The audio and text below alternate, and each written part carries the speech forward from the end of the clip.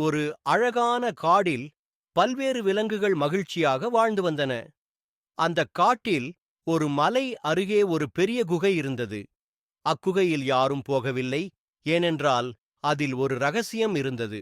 ஒருநாள் ஒரு சிறிய மானின் குடும்பம் குகையை அருகில் இருந்த பசுமை நிறைந்த வெளியில் மேய்ந்து கொண்டிருந்தது.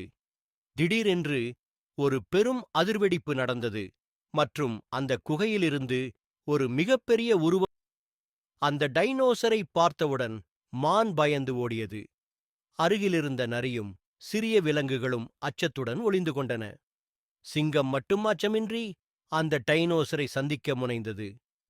மெதுவாக சிரித்துவிட்டு, நான் இந்த குகையில் பல வருடங்களாக உறக்கத்தில் இருந்தேன், ஆனால் இப்போது என் பசிக்கு சாப்பாடு வேண்டும் என்றான்.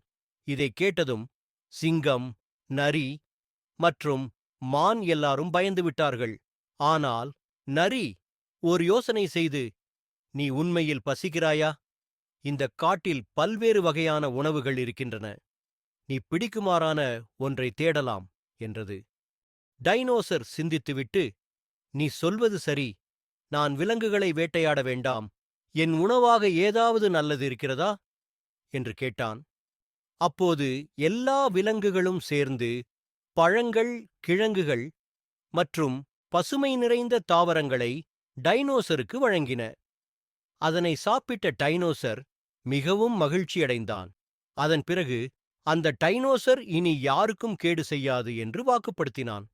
அதன்பின் அந்த காடு மிகவும் அமைதியாக, மகிழ்ச்சியாக இருந்தது. மொரால்: எவரும் அச்சமில்லாமல் பேசினால் பிரச்சனைகளுக்கு நல்ல தீர்வு கிடைக்கும்.